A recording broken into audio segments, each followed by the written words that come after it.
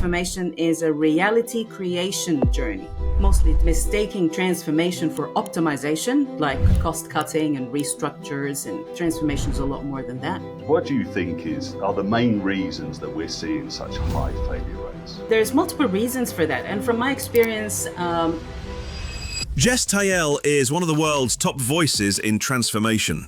With over 25 years of experience, she's guided giants like Apple, Google, Barclays, and Emirates.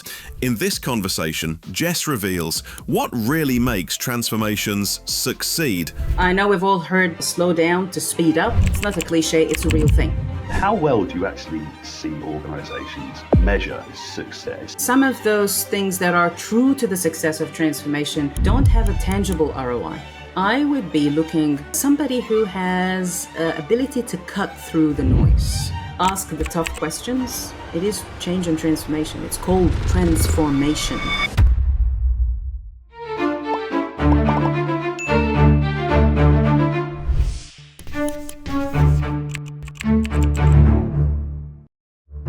Good morning, or good afternoon, depending where you are. I'm absolutely delighted today to be joined by Jess Tayel to talk about business transformation. And for those of you who don't know Jess, if you're in the transformation world, you will do. But if you don't know Jess is an absolute expert in this space.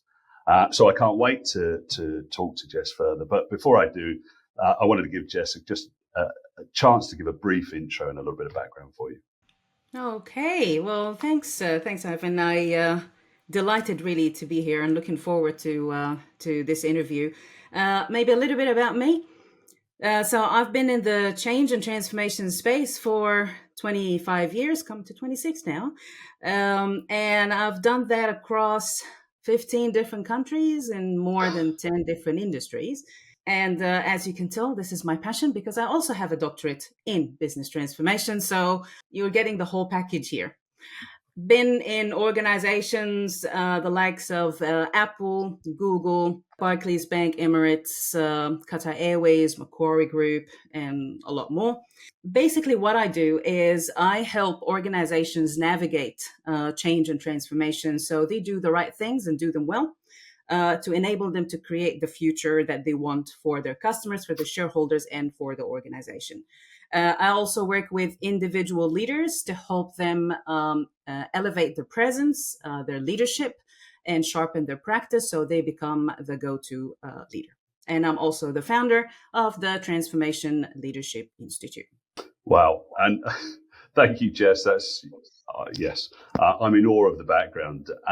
So I'm gonna kick off, Jess, with what I think is my most important question personally. So, as you know, we're in the transformation space as well, and statistically, the failure rates of business transformation globally are pretty appalling. I mean, there are lots of surveys, and they come out typically around the 70% of investment in transformation is wasted. So, you've been in the space for 25 years.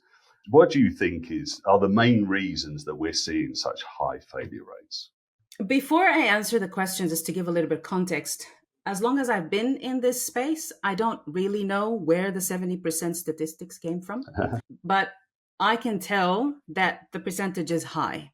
And also, what do we mean by failure? Because I think there is shades of gray when it comes to failure. It's not like yes, no, or we've delivered and not delivered. So with that in mind, yes, we do have a high rate.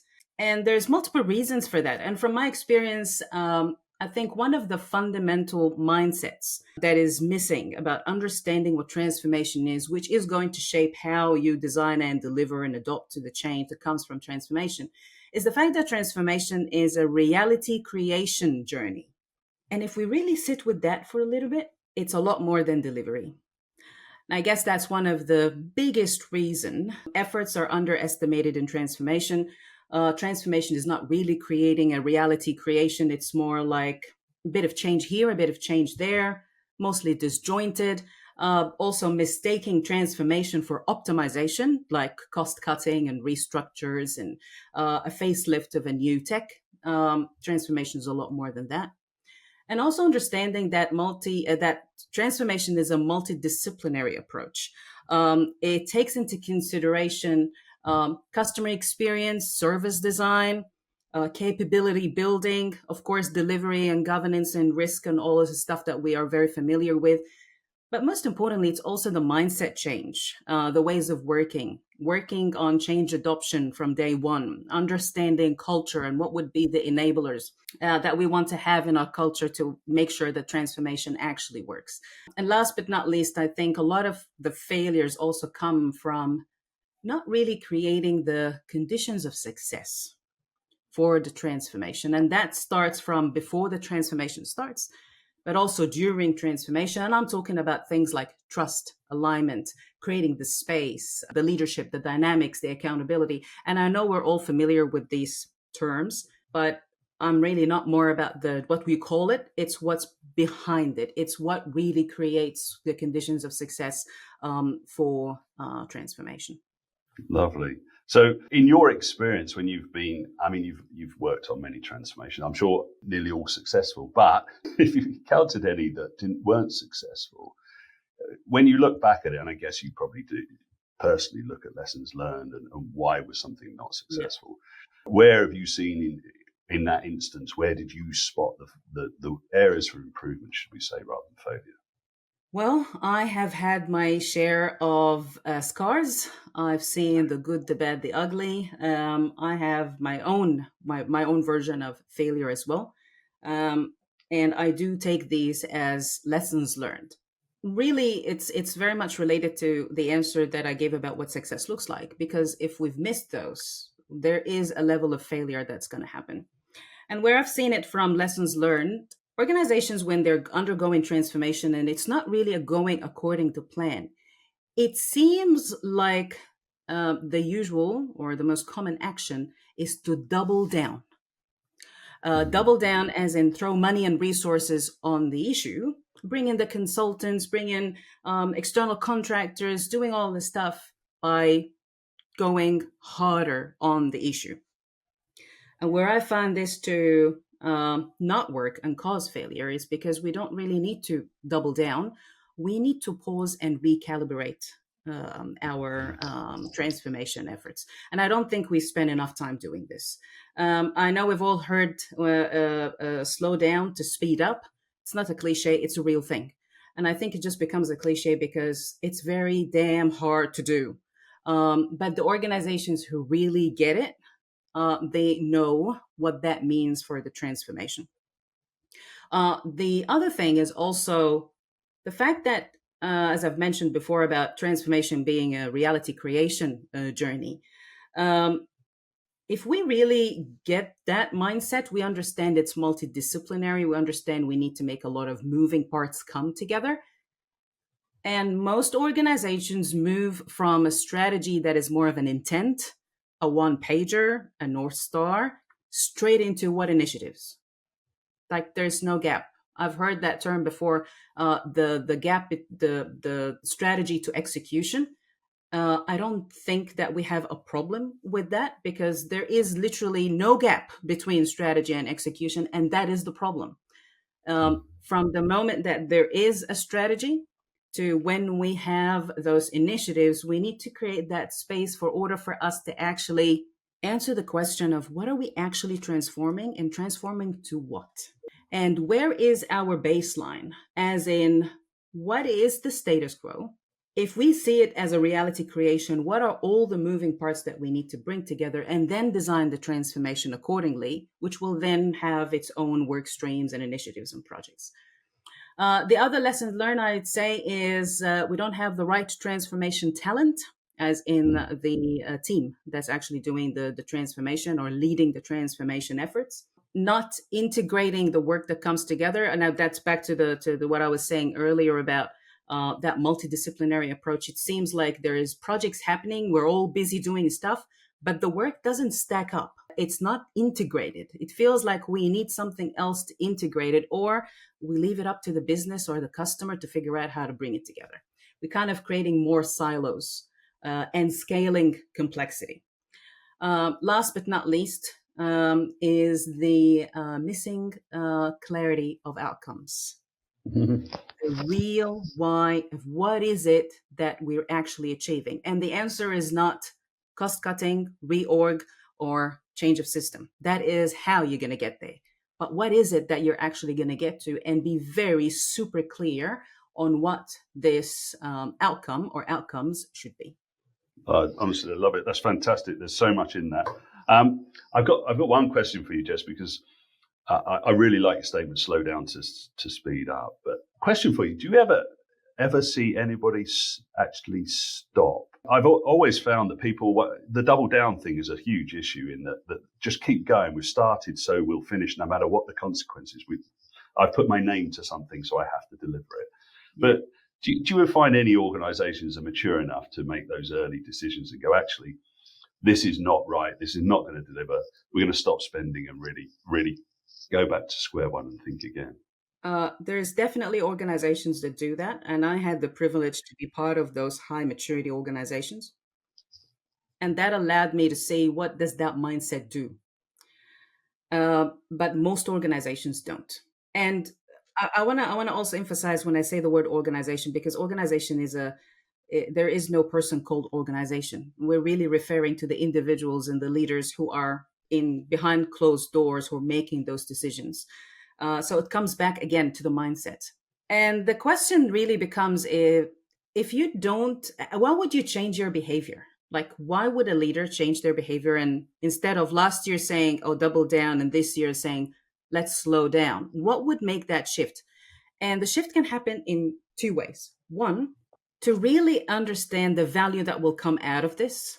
So either they've seen it happen before, or they've asked around, or they went into a conference saying, oh, actually, this is a way to go about this. And they're open and humble enough to take that on board. Or there is a transformation leader who comes from a high mature organization, but also adaptable and see what is possible for the organization that they're in. And they're able to articulate the value of actually slowing down to speed up, but not just use that as a slogan. Like, actually, what are we going to do? What's on the line? And really paint the picture of, if we go down that path, that's what we're paying. This is the cost. And I'm not talking cost as in P&L and money, but this is the cost to our customers, to shareholders, to retention, all of that. And if we go down that path, this is my way, or articulate the way on the roadmap of what are we going to do in this downtime of pausing to then get back on track. So it is not impossible, but I guess when the gap is not filled of, okay, but why would I pause? There is no motivation to pause. Yeah, I think that's a big cultural shift, Jess, and I think it's one I'd actively encourage. I guess that's a space you work heavily in, is that cultural shift, to encourage people to really assess, and it's not failure; it's actually the right thing to do, to admit that we're not going to carry on with something. Yeah. I guess that brings us on to a little bit about culture and differences in cultures. I mean, you've worked in, I forgot, was it 15 different countries? 15 countries. Right. I mean, that's a broad, and I know some of those countries, that's a broad spread of culture, right? What do you kind of see the differences there? Do you see, what's your takeaway from that experience of working in lots of different environments? I'll start with the similarities and then go to the differences. Most of the problems that we just talked about, or the mindset shifts that's needed, or the definition of what transformation is, these are universal problems. It's not different from one country to another, or one culture to another. However, there is a significant spectrum of difference when it comes to how you bring in multicultural team, even if in the same country, but multicultural, or running a multicultural, multi-country, geographically spread transformation. And there are some transformation programs that I have observed that failed because there was no sensitivity to the culture, and there was a one-size-fits-all, one brush to paint everything with. And the real differences comes from, and again, this is back about understanding the people that are receiving the transformation, doing the transformation, contributing to the transformation. I'm talking about all of it: customers, partners, shareholders, all of it. Different cultures means that people perceive or see the world differently. It also means that the choice of language and words would make a difference. It also means that they would express themselves differently. And it also means that they have different motivations for the work that they're doing. So a culturally diverse, aware transformation leader will be able to use this and tap into this to actually accelerate and evolve their team performance to the next level. Another thing that is also very important is, so this is about the team that's actually doing the transformation, or the customers, shareholders, partners, and all of that. But also a very important thing, and that comes straight into the design of the actual transformation. If you're a company that's delivering across different, like your products or services serve not a specific country, you're actually delivering to the world or multiple countries, or even the country that you're in is multicultural.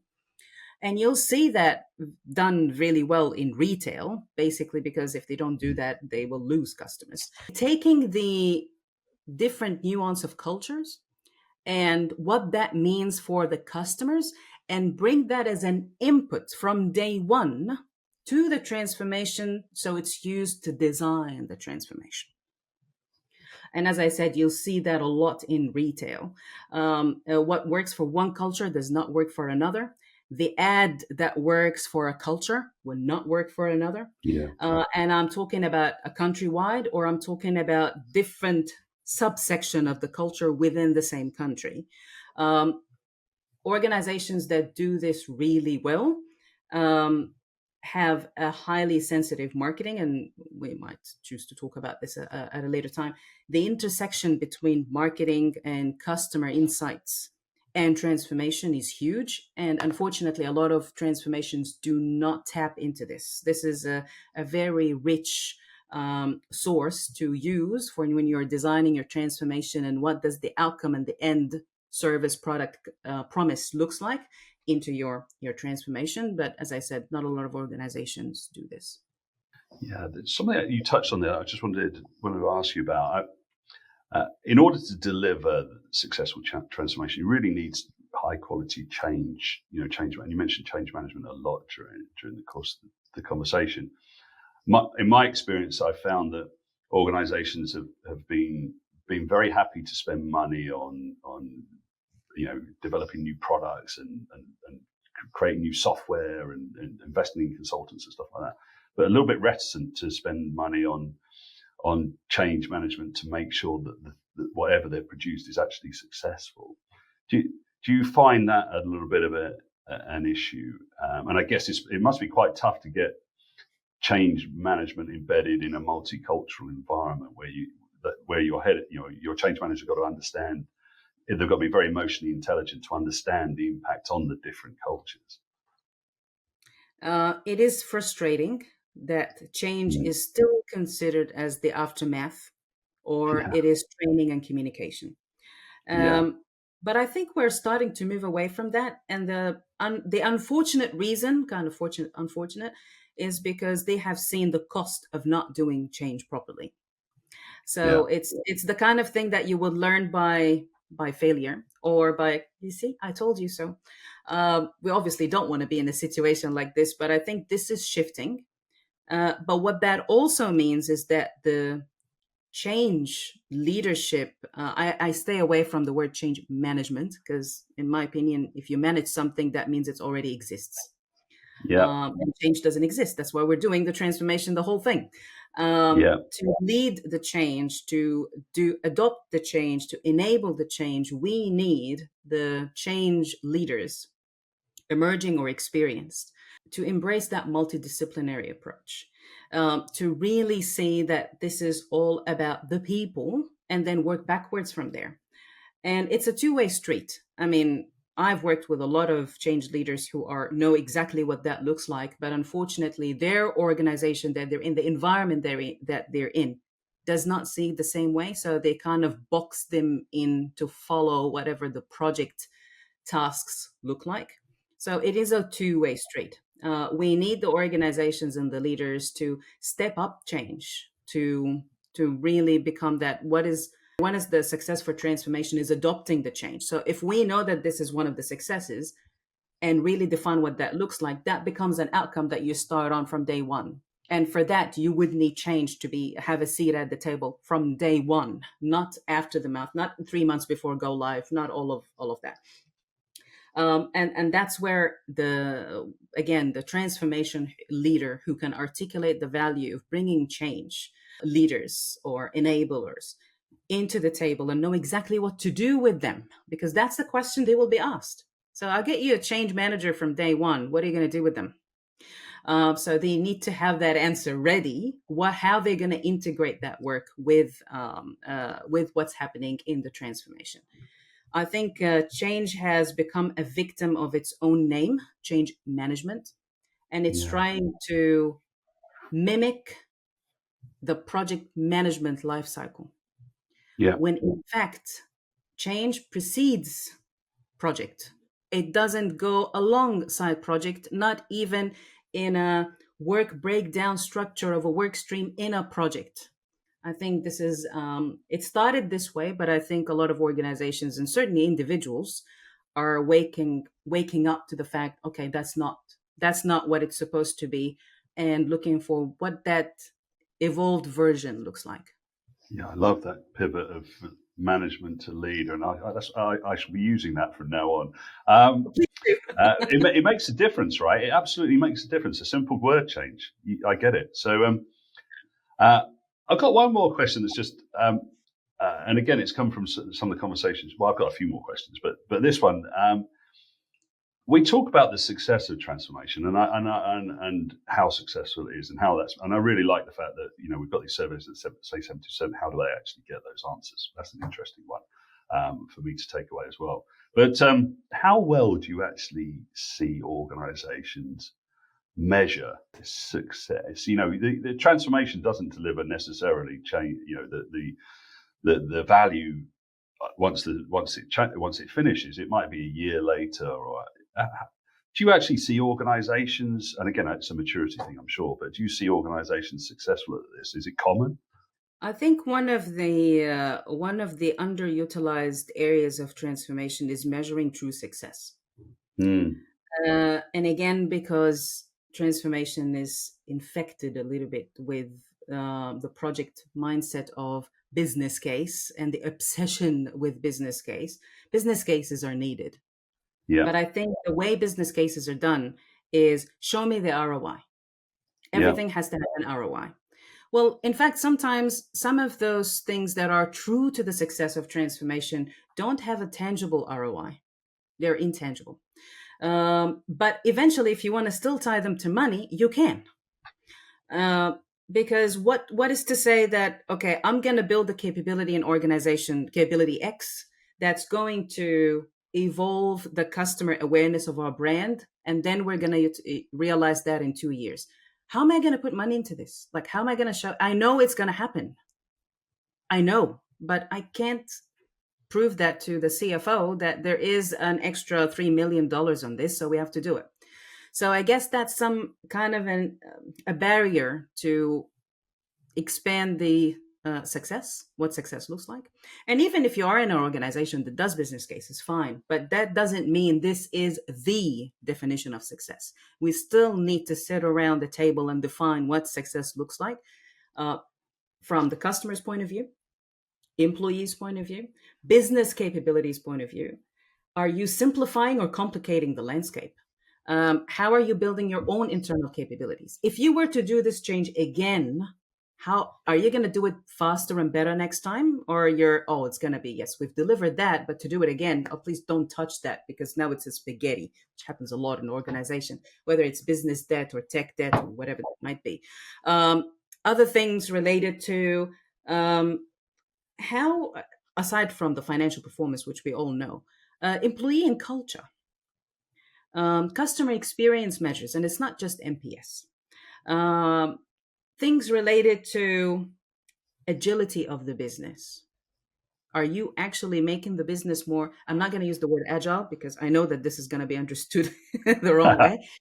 Focus on the agility of the business, the ability for them to anticipate and respond to the change faster. This is I call this success 360.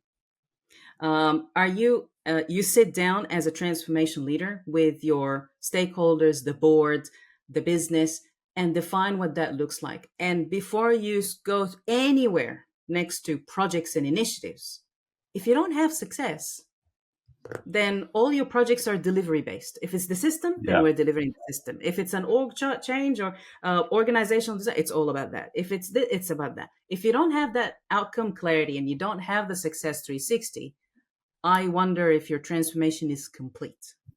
Yeah, 100%. And how do you ever know? I couldn't agree more, Jess. Now, we've talked about transformation leadership. What would be your kind of key, if you were looking for a transformation leader, what's the skill set that you're really honing in on? Oh, that's a very good question. I think I'm going to assume the technical competencies there. That is multidisciplinary. However, I would be looking also for somebody who has ability to cut through the noise, and they are willing to be unpopular. They can give tough love. They value respect more than being liked. Being liked can come later, but respected for giving a true voice for what this transformation should be or what it can enable the organization to do. Courage, adaptability, knowing that there's no one size fit all, and not because you've done an ERP transformation, that company, that you just can copy and paste exactly the same what you've done, because it never works. Every organization is different. Ability to go deep and knowing when to say, okay, let's just wait here a minute before we jump into conclusions. Apply critical thinking, ability to go deep into what that might look like. Ask the tough questions, give tough love. And I want to double click on what tough love I mean in the context of corporate and transformation is.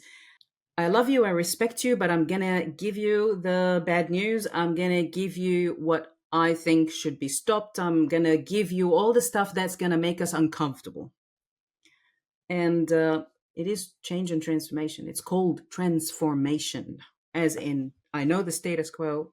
I know what the future looks like. I'm building a bridge. So I'm willing to take you from here to there, but it's not going to be comfortable. Discernment and critical thinking is definitely key. And being able to take on board, yeah, I was wrong. I admit that. I think there is, with busyness and with different characters and personalities, I've certainly seen transformations fall solely because of ego being in the room. And it's like, I can't be seen wrong. I am right. I don't care what happens. So yeah, it's not, I'm not saying anything groundbreaking, but I think a lot of organizations kind of, everything I just said is like, yeah, that's on the side, nice to have, but I really want them to know ERP, and not any ERP. It's that company with that brand and that version with these modules have done it in a bank similar to ours, and that's who I'm hiring. And that's where the problem starts. Absolutely fantastic takeaway. I mean, this has been absolutely amazing. There is so much in this short space of time for people to take away. There's so much value.